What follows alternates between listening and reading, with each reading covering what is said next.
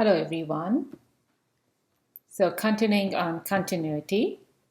So in the last time we talked about one-sided limits. In the one-sided limits, we basically said that if a limit will exist, when you come from the left-hand side, the value of the function is the same as the value of the function coming from the right-hand side. So that was where we stopped last time. And today we are going to look at continuity. So let's start with continuity here. Okay. So now continuity at a point. So as the normal definition of continuity is that once you think of that as like once you're on start writing on the paper and you just cannot stop writing. It's basically endless. So there is no interruption. That's as simple as that. So the moment you take your hand off the paper, that means there's discontinuity. So what informally we would say is that we say a function f is continuous at a point, say x equals to c, that there is no interruption in the graph of the function at that point. In other words, the graph of the function is unbroken. That means there are no holes or jumps or gaps. Like in the previous one, as I started to write, I kept on moving, and then the moment I removed my hand from the paper, that means there's discontinuity. And then once again, I start here. So in order to understand what is continuity, I'm going to go from a different direction. I'm going to talk about what is discontinuity. So that's where we will start. So when I say a function is discontinuous, so what are the various ways we look at discontinuity? So the first example you notice over here is that as I'm moving, so let's start, if this is my graph, so here suppose I start to move on this graph. And as I'm moving, so this basically means that this is endless. That's what it basically means, like this. So as I start to move on this graph, the moment I reach this point where there's a hole, that means I can't do anything. I just have to basically get off the graph and then come back after I've crossed the hole. So once again, what we see over here is that I had to move myself away from the graph. So this is the first discontinuity. This kind of discontinuity is basically a hole. That there's a hole in the function. So you cannot pass this one. So here, even though the limit is existing, the function is not defined. So that's one discontinuity. We'll talk about the ones which are written in black, the removable, non-removable later on. But at this point, you can think of this one as you're moving on this graph. The moment you reach this open circle, that means that's a hole. You can't do anything. You have to jump over it and then start it. So that's called a discontinuity where there's a hole, even though the limit is existing. Okay. Another scenario is suppose you're moving on this graph here as I'm moving around. Now, the function has reached the hole, but that function is not defined at there, it's defined here. So I have to jump from, there's a gap between these two. You can think of this one. So from here, I have to go down to this point and then come back here. So once again, my pen has been interrupted. So the limit does exist, the function is defined, but the limit value is not equal to the function value.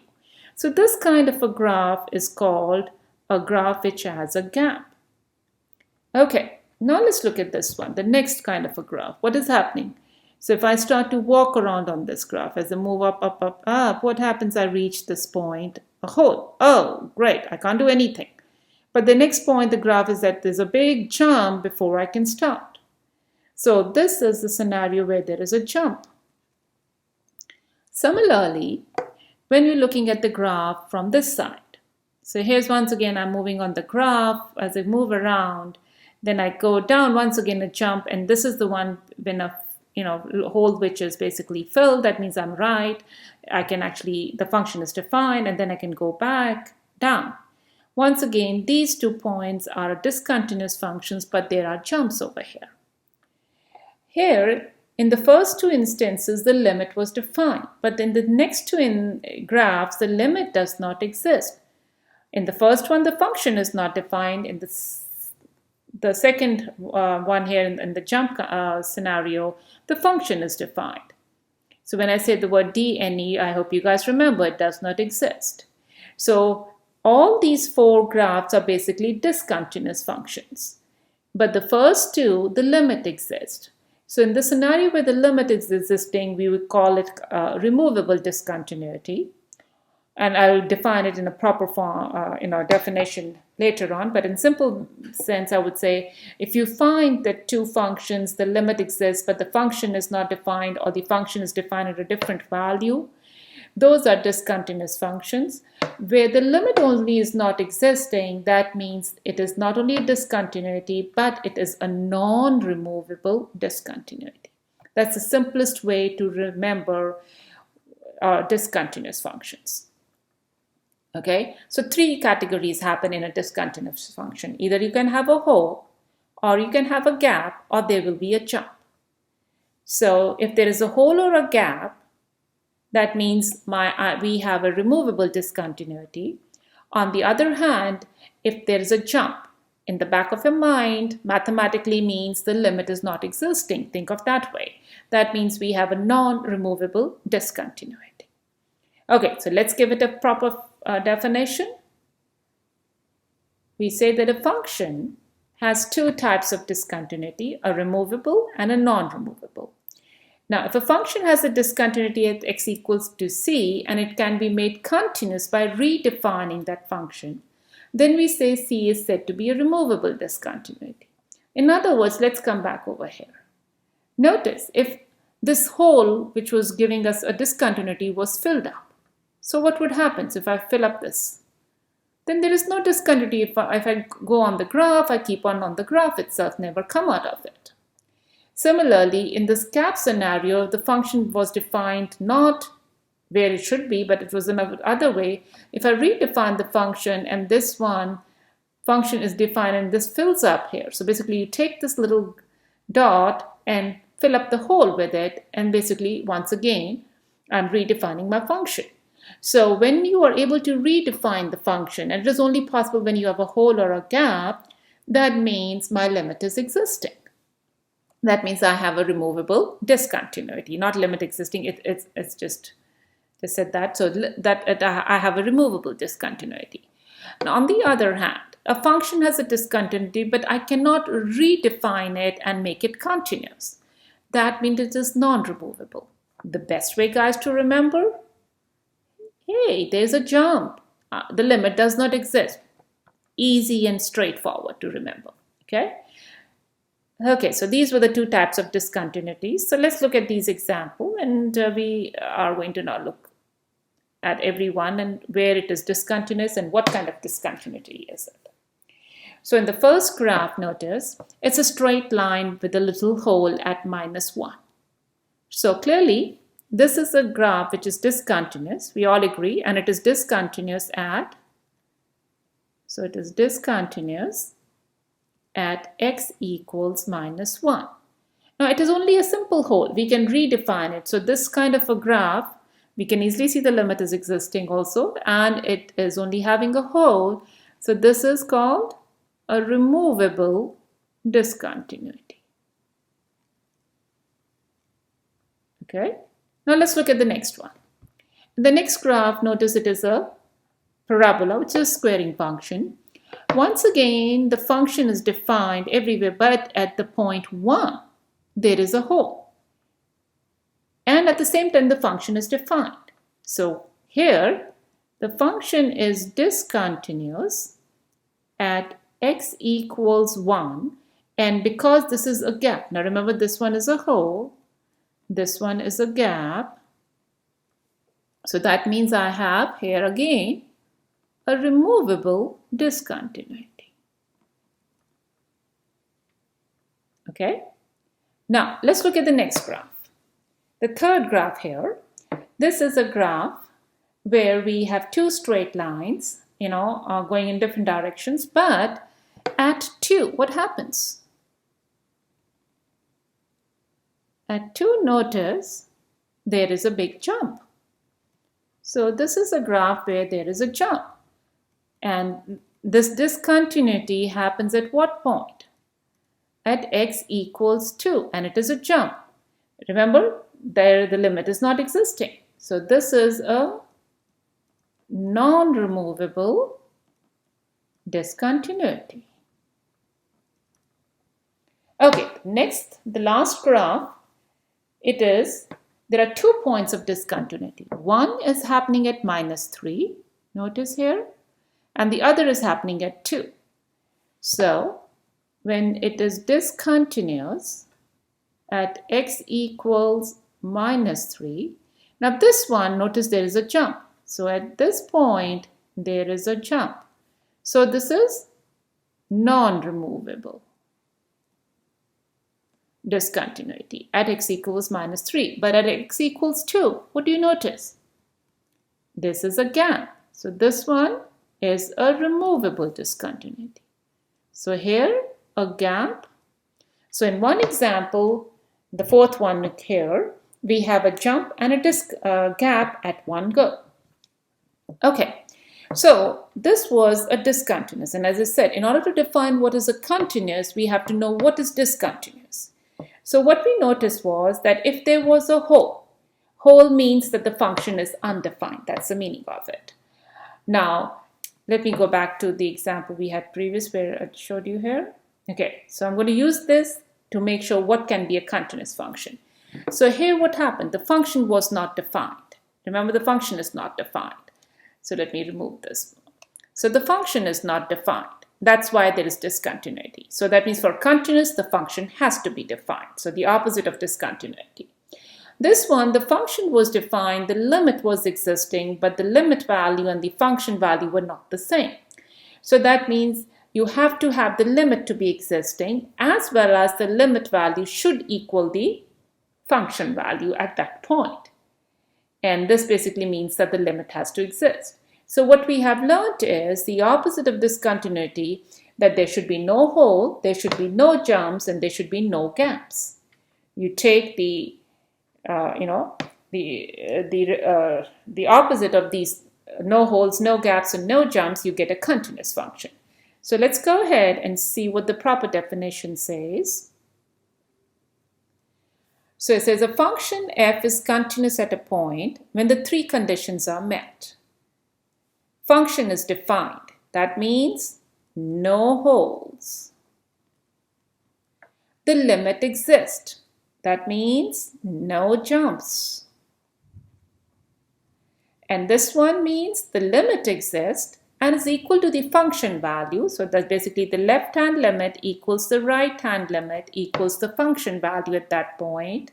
So this basically means no gaps.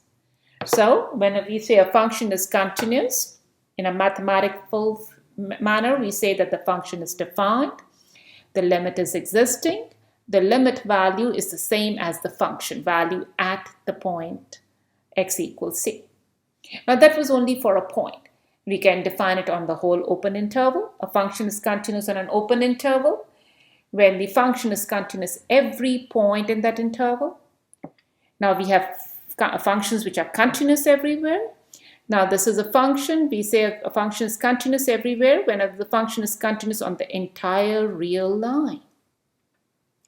So we have learned about the definition of a continuous function at a point, in an open interval, and continuous everywhere. So let's look at examples of them. Notice, even though it is a piecewise function, but once I go over here, so think of this one, once I start moving on this line, I can never come out of it. Do you see this one here? So I just keep on going. So I have never been able to take my hand off the paper. So this is a continuous function. Trigonometric function sin x is a continuous function. Similarly, cosine x. Remember the graph of a cosine x, guys? This is how a graph of a cosine function goes. Okay, this is a little...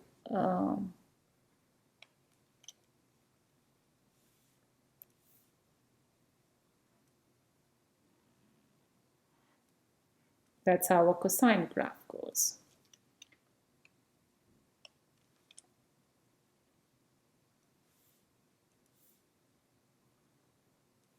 So a cosine graph, guys, also is continuous everywhere. Okay, so let's look at an example of continuous functions, and I'm going to pick up the one we just previously did. Okay.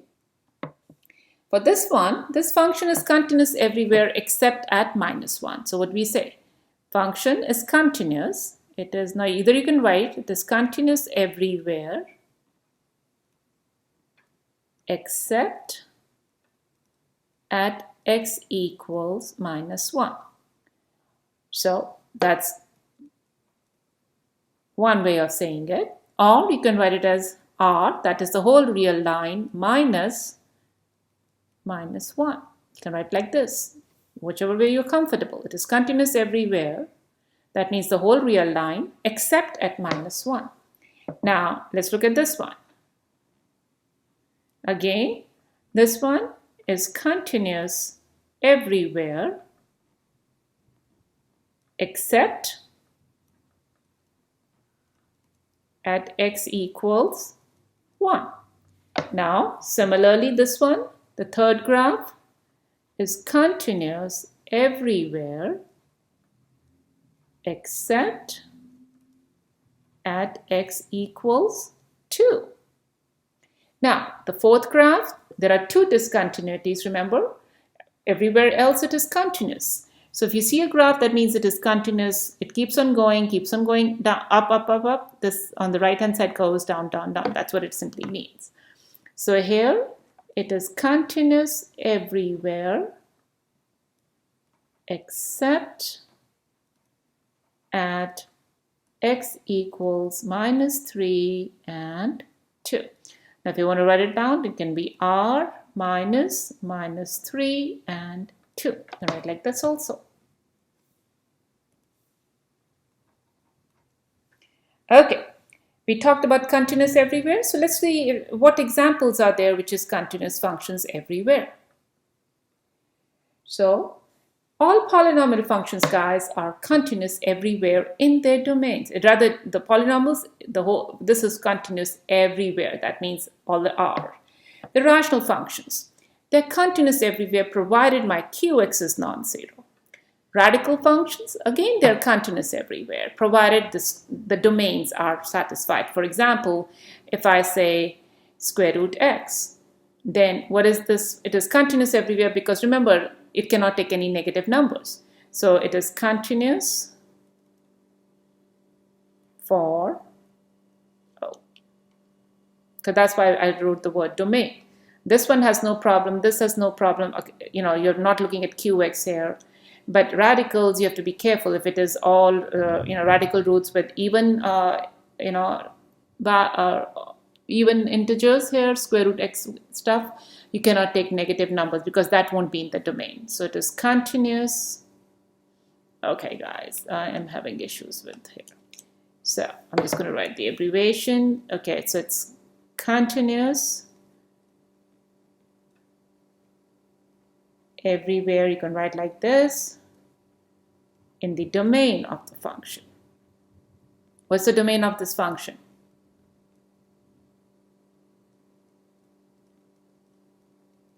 That means x has to be, in this one, x has to be strictly greater than 0 or equal to 0.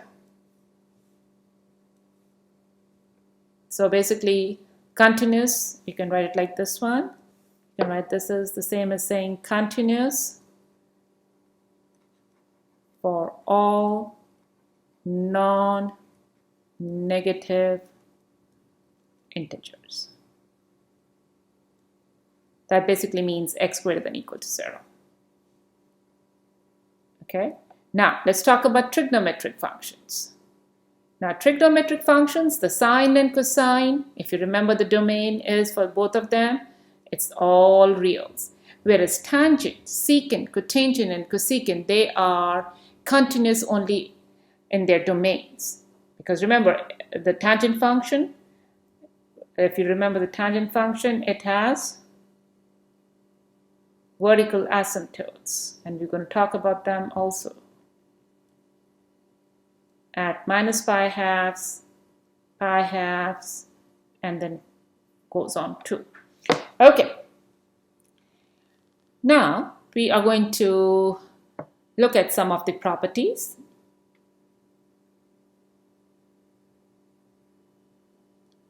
Now, if b is a real number and f and g are two continuous functions at x equal to c, then the following functions are also continuous. In other words, if we multiply a scalar b, where b is a scalar, multiply to a function, then this is also continuous. If you take two continuous functions, you add and subtract, they're again continuous.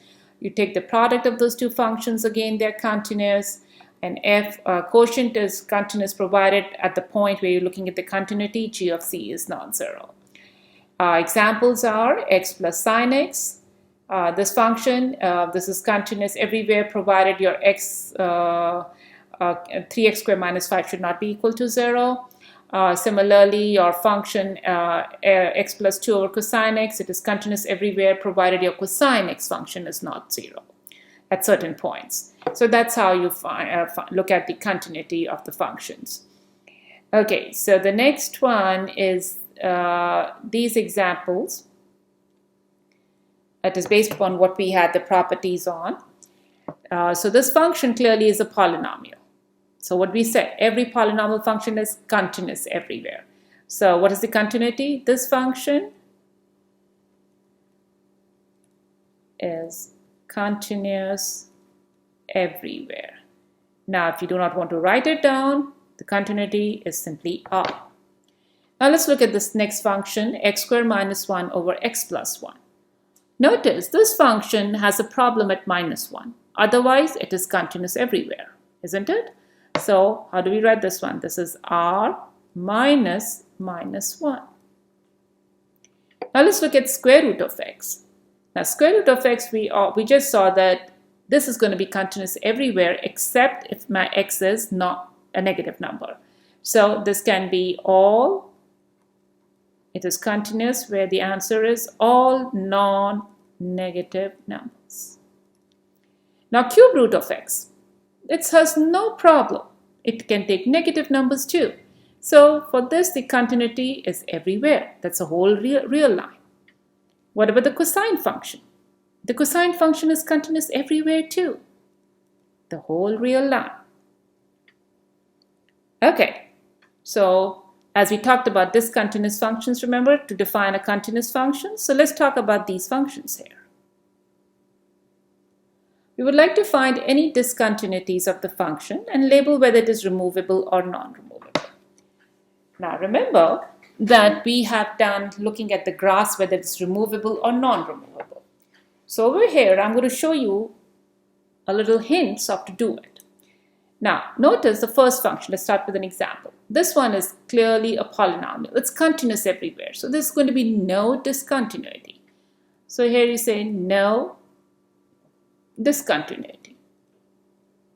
Because it's a polynomial. And we know polynomials are always continuous. And it's a cubic function. Now let's look at this problem. Fx x squared minus 1 x plus 1. Okay, now clearly we looked at the previous one, we talked of continuity. This function was continuous everywhere except at minus 1, right? So it is definitely discontinuous at x equals minus 1. We know that. But how do we figure out removable or non-removable when we do not know the graph? The trick is this. What you do is, you see if you can cancel out the problematic scenario, that is, can we cancel out x plus 1? So notice x squared minus 1 is what? That's x minus 1 and x plus 1 divided by x plus 1. Clearly, the x plus 1 gets cancelled.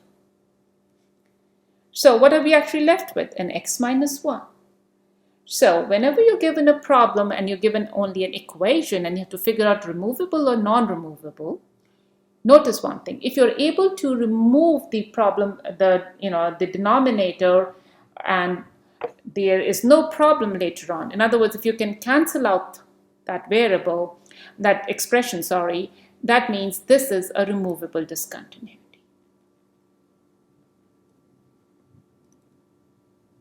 Okay. Let's look at the next one. Again, it's a polynomial over a polynomial. Now, just looking at the graph in the denominator, we say, oh, at 1 and 2, there is going to be issues. Correct. So that means the problem is where this function will get a 0. That's what the discontinuity means for us. So discontinuity, that's how you make decision is, where is the denominator going to be 0? Keep that in mind, guys. So the denominator is 0 at -1 in the second problem, whereas the denominator is the function is going to be 0 at 1 and at 2. So discontinuity at x equals 1 and 2. How do you do that? You put x minus 1 to be 0, so x is 1. The question is, which one is removable and non-removable? Now we basically go and try to factor the numerator. So it's x plus 3. So it's x minus 3 and x minus 1. And what do we have in the denominator? X minus 1 and x minus 2. Notice this whole expression x minus 1 can be cancelled out. So that means the x equal to 1 has a removable discontinuity. That is the meaning of it, guys. Now, we cannot cancel x minus 2. There is no way I can do that. So if you cannot cancel it, that means this is non-removable discontinuity. Okay, now let's look at a tangent function, and we're going to look at it from the graphical point of view. This function is first of all defined from minus pi to pi. And notice where it is discontinuous, where you see this little blue dotted vertical lines. This is the point which is minus pi half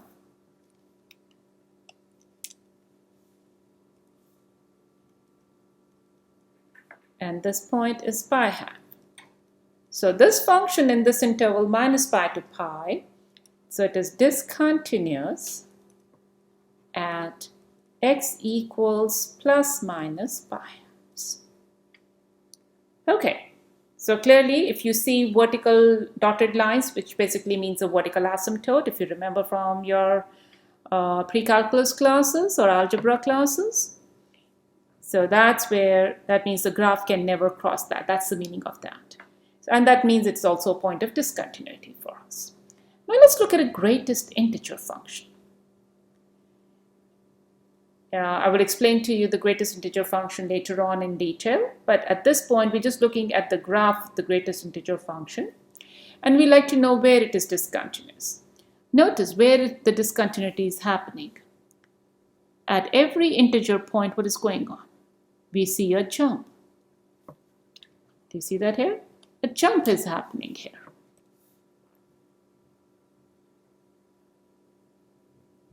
A jump is happening at the integer point. A jump is happening, we're just looking from the graphical point, guys. A jump is happening at every integer point. Okay, so just looking at the graph, we see that this is a greatest integer function. So we will say, looking at the graph, this function is discontinuous at all integer values. Okay, now at this point I'm just going to leave it here, guys, so that you just look at the graph and figure out how a function becomes discontinuous. And later on, when I do problems related to analytical functions, then I'll explain in detail how you do the math there. So at this point, we have learned about what is a discontinuous function, types of discontinuities. We learned about from the discontinuity, how is a function continuous, and then we have learned to define the discontinuities in terms of removable and non-removable, and looking from graphs where the functions are discontinuous, depending upon whether there is a hole, whether there's a gap, or there's a jump. So in the greatest integer function, we were seeing jumps happening. Okay, so now it's time for you to practice. So here are the nice little functions given to you: a polynomial, a cubic root, and a rational function, and then there are some graphs given over here. This is a graph, guys. Again, this graph, just look at the graph and figure out where it is discontinuous. It's a piecewise function. And then we have another greatest integer function. Your job is to just look at the graphs and see where the function is discontinuous. In the next lecture, guys, I'm going to start with continuous on closed intervals and continuity of very special case of functions. Thank you.